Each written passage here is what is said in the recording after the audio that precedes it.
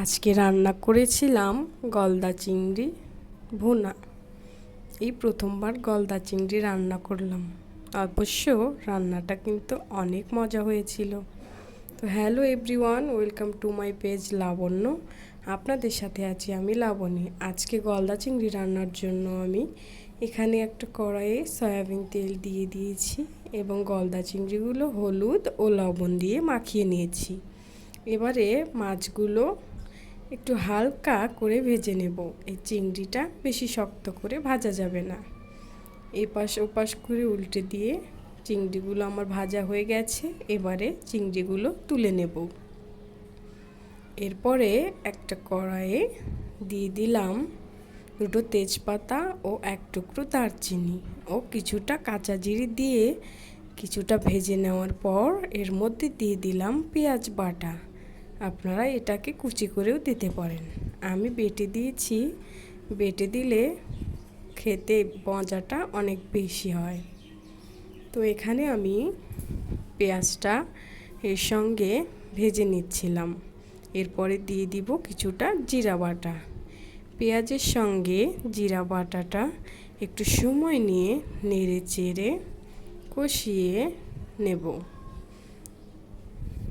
কিছুক্ষণ সময় ধরে আবারও ভাজতে থাকবো।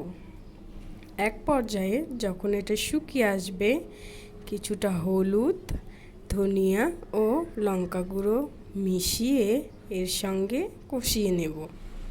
কিছুক্ষণ সময় ধরে ধীরে ধীরে কষানোর পর যখন মশলা থেকে তেল ছাড়বে তখন এর মধ্যে দিয়ে দিব পরিমাণ মতো গরম জল।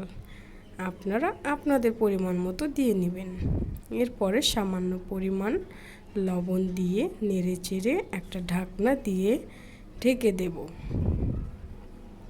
ঢাকনাটা কিছুক্ষণ পর খুলে মাছগুলো দিয়ে দেব। এবারে আবারও ঢাকনা দিয়ে ঢেকে 2 থেকে 3 মিনিট জাল করে নেওয়ার পর ঢাকনাটা খুলে দেখলাম চিংড়িটা পুরো রেডি হয়ে গেছে। কিছুটা কাঁচা লঙ্কা এর মধ্যে দিয়ে দিলাম।